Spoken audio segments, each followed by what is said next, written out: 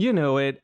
I know it. It sucks. Social media is terrible. It's a great place, but it's also really, really terrible. Every time that you go there and you express an opinion, all hell can break loose very quickly, and you don't even know why or how. Hello, everybody. My name is Andre, and this is the Tennis and Bagels podcast. This episode is not necessarily about anything that is currently happening in the tennis world, but it's mostly about something that happens in, I guess, all of sports, but specifically the tennis is obviously this is a Tennis and Bagels podcast, a tennis podcast. So I'm not going to talk about all their sports, but it happens basically everywhere, right? And it's just really the role of social media in all of our fan base and relationship to players and athletes and, the establishment of tennis and whatever, right? So it's been a while that I've been thinking, what is the role of this podcast or fan podcasts or, just fan banter online on Reddit or X and whatnot? And the idea is that there were a few times where players went online and they see comments and they see what people post about them, and they most of the time are seeing a lot of people suggesting strategies and tactics and complaining about quality of forehand and footwork and, oh, you should do this in next match. One thing that I tend to really focus on more is just really whether I can see whether a player believes or not. So there's mostly a psychological aspect to it. And a lot of players have complained about this. Coco Gauff went on to press in an interview on court and then on press, saying that she actually took an advice from someone that said she go to the net more on threads, and then she actually corrected herself because she on court interview she said, "Oh, I went on Twitter," but then on the press conference she says, "I actually went on threads because I'm avoiding Twitter because it's really toxic right now." And Arina Sabalenka has agreed with her, and Taylor Fritz has also said some stuff about pundits online and talking about what is different and how can you do something and about his net game and approach shots, and just went on to explain a bit of why it's not just as easy to do certain things as it seems for the regular viewer. And that's without even considering all of the fandom stuff that gets a lot of people really, really passionate about a certain player, or really passionate about hating another player or a group of players, even after right now we're during the Italian Open, and Rafael Hodar just lost the match a couple days ago against Dardery. He got a 6-love in the third set, and he was seen in a changeover complaining to his physio, probably just kind of really frustrated about what was happening. And just there's a lot of people just kind of spitting a lot of hate towards him right now, as there were for a long time now a lot of people spitting a lot of hate towards João Fonseca. I've already made a video about that. I'm not going to talk about this anymore. And there's the classic big three wars from maybe some 5 years ago that was really heated, and you could get in the crossfire even as a fan. So that's a thing that happens when you're on social media. But in my opinion, there is a place for us to really get emotional about it. There is a place for us to complain about a player. There is a place for us to say, I think that this guy's forehand sucks. I think that this girl's footwork is terrible and her serve is awful and she should get better at it. Stuff like that, right? I think that we should be able to have that. I think as fans, it is part of the sports experience to be able to talk about sports, the good and the bad, and the things that frustrate us and the things that we find amazing. Those are all things that are great. And I think that there is an awesome spot for this. If you think, for example, you are going to watch a game at a friend's house and you say, let's just watch Wimbledon together, and we're going to buy a couple of beers and we're just going to sit down and we're going to complain about whichever player who's doing a really terrible job at making sure that player B does not win the match, right? And so we have opinions, right? It's just the way it is. But where does the opinion start becoming toxicity? And I think that this is the crucial part of this problem, right? Because you cannot expect fans to just not get emotional about something, right? You don't talk to a soccer fan, football, for you all in I guess outside of North America, and just tell them, well, if your team loses, you just say, okay, well, this is life. I don't have anything to complain about. Oh, this guy's going to be destroyed for for, I don't know, an afternoon, maybe even a whole weekend if they fail to qualify for an important tournament, right? It's just part of the sport experience to be frustrated, to voice out emotions. We get attached to things even though it's not technically rational. For example, if Alcaraz wins today, Alcaraz fans are not going to get any more money or not going to get any more vacation out of his win. If he loses, they're not going to get any less. Same with Sinners and just everybody else's, unless they're betting, which is a different situation. But we do get attached. We get passionate. We love doing this. And I think that's even the entire point of this entire podcast was really just to have that place where I am a fan and I'm talking to other fans. And we started chatting on Twitter, me and Vansh and Owen, when we were recording a couple years ago. And the point is really just to have that banter, right? And here's the thing. Here's where I think the toxicity creeps into the part, specifically right now, the fan and player engagement. The fan player engagement is, especially if you have never, played professionally at any level, even if you were just like maybe 1,000 in the world or so, if you were not like at least, I would say minimum juniors or college level in tennis, I don't think you know what goes through a professional tennis player. You don't have any idea of what's going on, like in their heads and their behind the scenes, and how their technique influences the decision that they take. We can get better at understanding these patterns and data analysis, but we are never going to be experts to an extent, especially from an extent that we're just watching on TV. We're never going to be experts enough that our advice is going to hold that much value to a player, especially because whatever we are seeing, like, who's to say that the coach is not already seeing something like that, or somebody in their team? Even the players themselves, they probably know all the crap that we are talking about, and they know, like, well, yeah, I know that my forehand is weak, so it's not like I'm gonna be able to fix that from overnight, right? So if you're Coco, for example, and you know that you make some double faults on another day, or your forehand tends to be your weakest side, sure, she's gonna work on that. She knows that. It's her weakness. She knows her game better than anybody. So the toxicity comes from being self-entitled enough that you think that your opinion matters and that they're not listening because something is missing in their minds, that they're stupid, if you will. Like, a lot of people use strong words like that. And so we come at this point where fans start to get a little too self-entitled to think that their armchair expert knowledge, I guess I can include myself in this middle of a bunch of people, to think that we can actually offer valued advice to a player. The Coco situation where she says, "Oh, I actually read it on Threads. Maybe I should go to the net more. I'm a good player at the net. I was really good in doubles, right?" And it so happened that he worked.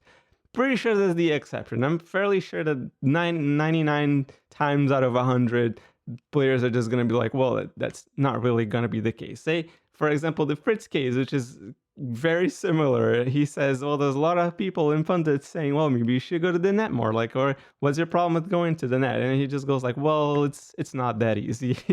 There's a lot of things that need to happen before I get to the net and finish a point. I am just not a guy that is able to hit a volley like Alcaraz or, I don't know, Federer back in the day. Even Karolina Muchova, it's a player who's like exceptional at the net. And so he's not going to take that advice. It's not advice for him. It's just a reality that it's hard for him to get to the net. And he works on this transition game. And while this entire situation of fans having passionate arguments about their favorites and their teams and whatever, I do think that social media has made all of this quite a bit worse in terms of player mental health and fan engagement, which is the fact that it kind of really collided these two words. It made it possible for a fan to have a voice that is broadcast to the entire world. If I post something on Twitter, everybody can see it. If I post something on YouTube, anyone can log in and see my video. Zverev can watch all of the videos that I made talking crap about him. Sinner can go on and watch my video about me calling him potentially boring, or the fact that he dominates the tour is slightly boring for for the viewers, right? They can totally do that.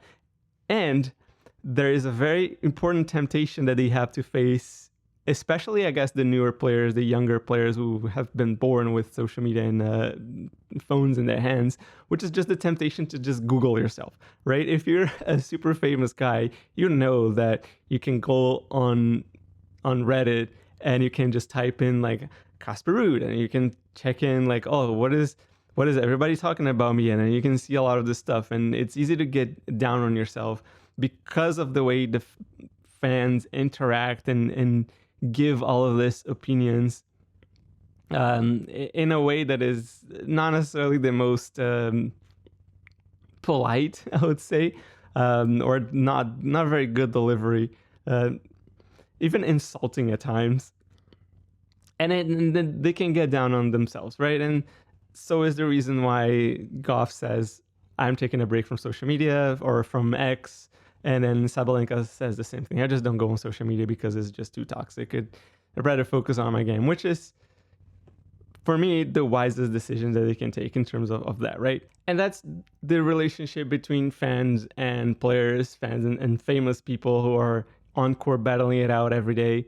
But there's also a very, very bad toxicity in which players are not really going to get engaged all that much, or they will just mostly kind of engage in that in sort of like a subtle way, just to deny it in a certain way, which is the fan base wars. And that was like really powerful during the big three time, where it was really, really impossible to have conversations with Federer fans or Nadal fans or Djokovic fans, and kind of have like a proper talk about, who do we think is better, or like who do you think had a better season, or just who do you think that has the better backhand or something like that, or the forehand, and without having that become a full-on insult fest.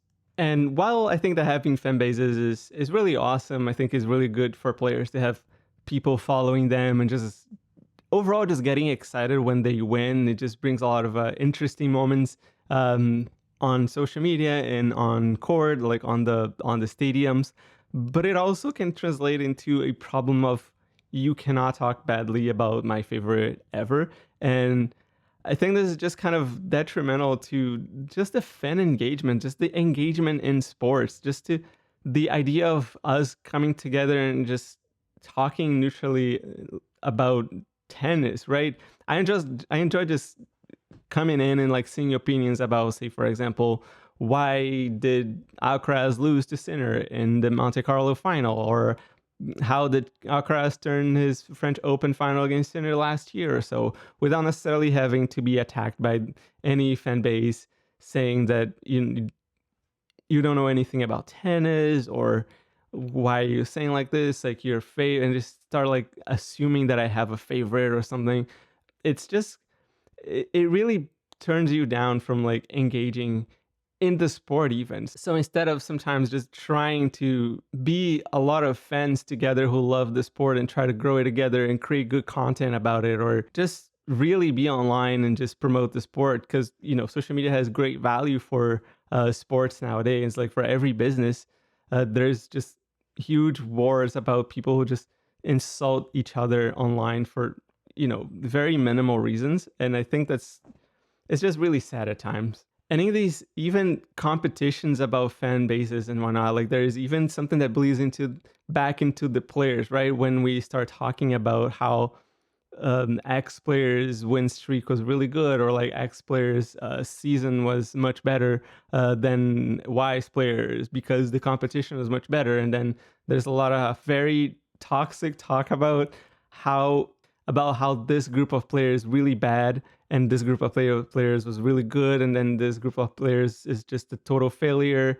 And it's just, while you're trying to defend your favorite, there's no real need to bring down other players. There's no real need to be offensive towards a person who has put in a lot of their life into this. And the very fact that they made it to there, like, see, for example, a player is in the top 100, in the top 50, in the top 20. They're really good players. They're really amazing players. And we be talking saying that trash and that they really suck. And it's it's just really sad to see like just kind of the disrespect sometimes that is displayed towards players, all in name of that frustration about people disagreeing with you or simply not necessarily enjoying to watch your favorite player play.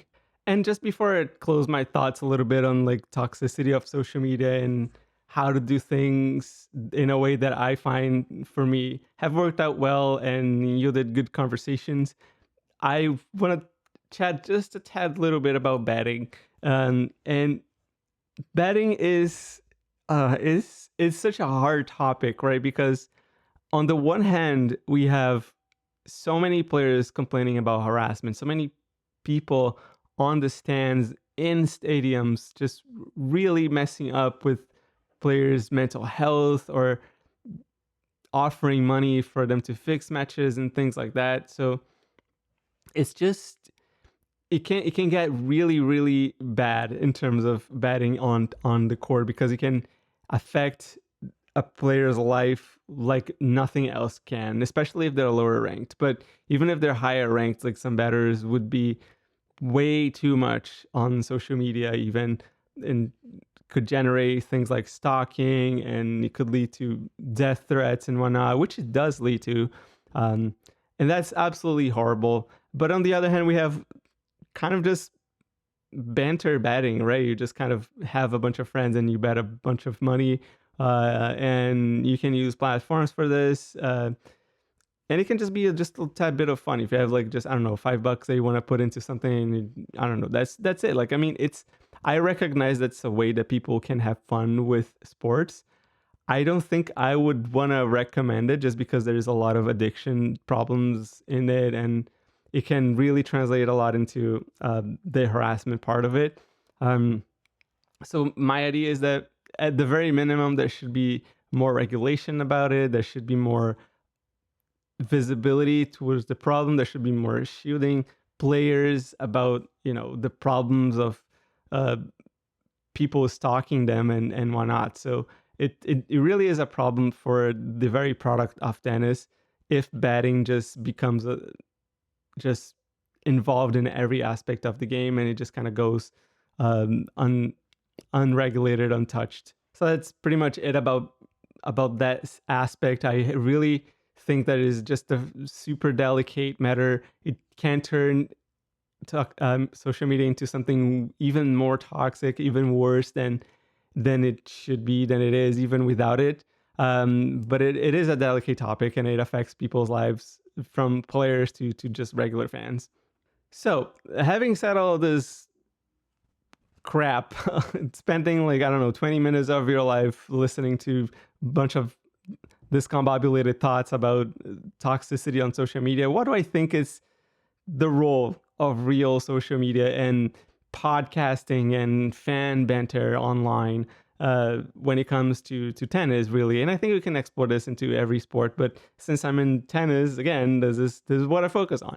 And I think that the whole point of it is to just take that as entertainment, is part of the entertainment, is part of the sports culture, is part of the engagement of enjoying sports, of getting involved in the sports culture and experience as a whole. And I think social media really expanded that so that we can communicate with tennis fans around the world and people that we've never seen, that we may never even see in our lives. Say, for example, I myself never had a friend that liked tennis as much as I do. I spent so much of my life just talking to people about how, just explaining to them like what was going on in the tennis world, and they'd just be like, "Oh, Federer is really good, right?" And then whatever, and I'd be like, "Oh yes, he's really good, but there's hardly a chance that he's going to be Nadal and Clay." And that's pretty much a lot of the time doing this instead of just diving deep into analytics and data and just really strong opinions about certain very detail oriented aspects of the game. And I found that on social media. I'm really grateful for that. I think that social media has that potential of expanding the experience so that all of us diehards can really get together and dive deep into the craziest topics with far more obscure data than we ever thought possible. and disagreeing about things and disagreeing about who's the greatest of all time, who's the GOAT, right? It's one of the greatest debates of all time that I think is so much fun, that I think was one of the things that I really enjoyed talking to when I first came on tennis Twitter. And that draws so much insults and people blocking each other. It's crazy to me, because the way I think that we should all approach this, even when we have strong opinions and we are passionate about something, is just that it doesn't really affect our lives personally. As in, it affects, for example, back when I was like a huge fan of Novak Djokovic, I had a terrible year in 2011, but Djokovic winning made me feel better. So that was a good part of it, like that personally made me feel good about it. And I get that a lot of people who are fans of Yannick Sinner nowadays might have that too, or just have a regular day and then Sinner wins and they just feel even better, right? So because that, oh yeah, my day was pretty regular, but Sinner won, so it's awesome. And I get it. This is great, but also I think there's no really need to take everybody that doesn't really think the same way as you do, who doesn't really approach the sport in the same way as they do, and just drawing insults. Of course, like if somebody comes in very disrespectfully, you don't sometimes you don't want to engage with that, or you just feel like, well, I want to engage with that. I don't feel like this is a behavior that is warranted, and sometimes you're in your right to say, to start like talking to somebody without that respect that they didn't deserve by being an asshole from the start, right? But in an ideal world, I would imagine that we are all able to, while we have emotions and we feel frustrated or happy about certain outcomes of certain matches and certain tournaments, we are still able to just either tune out if we don't want to hear too much about it, or just engage in the talks about it and just be like, well, I think it sucks, but it's fine. Like, whatever, you're right. And I think there's a huge place to do that. Like, for example, I really enjoy the idea of thinking about social media as like a bunch of people, a bunch of friends in a bar, which I think for me is the reason why, say, for example, you go to a friend's house and I said, like, you had a couple of years and you're watching Wimbledon, and X player who you're a fan of wins, and your friend who's a fan of the other player who lost, and you're gonna get into a bit of a fight, right? You're gonna talk crap about the players, you're gonna talk crap about each other, but it's all trash talk. It doesn't really matter. It's all banter, and at the end of the day, you just kind of finish your beers and eat your chips and ask about each other's wives or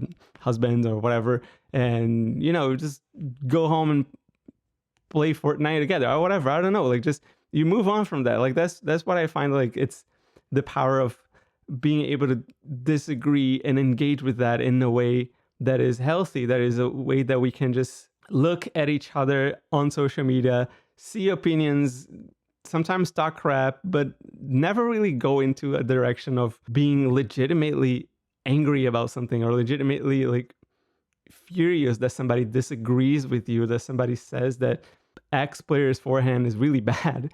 So that's the fan interaction that I think in my ideal world should happen. And I'm also not afraid of changing my opinion. I love to post stuff online, and if somebody just says, you're not right because of this and this and that, then I'd be like, oh yeah, cool, interesting point. If I disagree, I'll say why I disagree. And if I agree that they're right, I'll say, oh yeah, sure, I was wrong at that point. And there's always a place that you can say that in a way that is respectful, especially if you don't really know the other person on the other end. But really, the bottom of it all is to just have fun with it. If it stops being fun, I don't know if that's something that you should really be engaging in. I think that you just enjoy tennis the way that you want to, and I think there's not really so much of a reason to just really get toxic online about it, to insult other people, to really call people's names that you've never known in your life, and that's it. I feel like it should definitely have more of that aura of people getting together and talking about sports, and not so much being aggressive towards each other. And the final message I would say for players is specifically when it comes to social media, all of the social media banter, all of the crap that we talk online, even if it's respectful, I would say that players should just kind of tune out from all of it. Like, don't listen to this podcast. Don't listen to me. Don't read my tweets.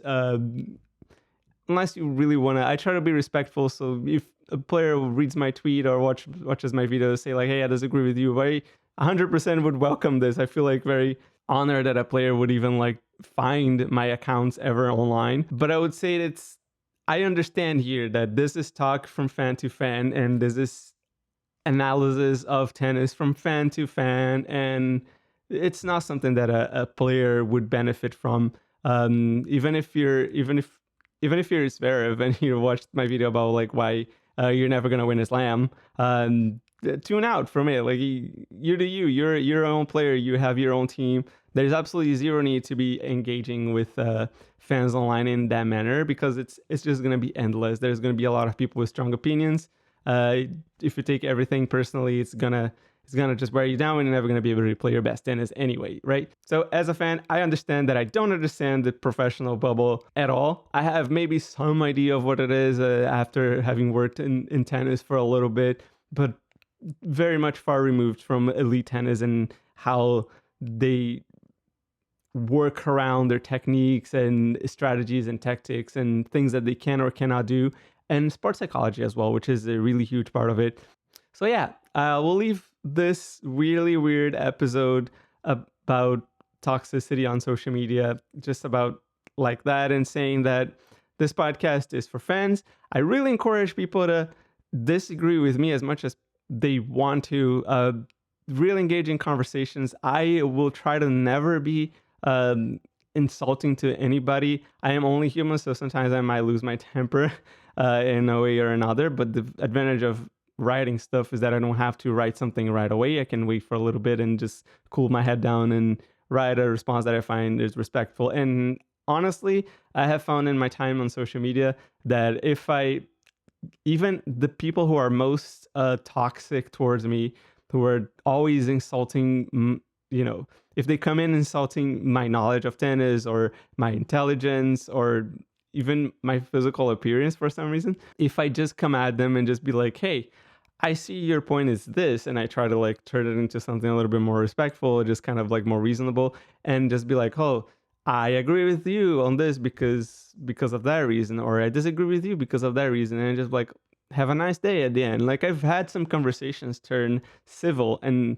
turn into nice conversations, even with some of the craziest fans I've ever seen on X, Twitter, and they turned out to be nice, and people turned out to be nice people too. So that's what I try to do, and I think that being respectful brings respect back. And if people continue to just be disrespectful, I just kind of tune them out, or I forget about them and I focus on what is positive.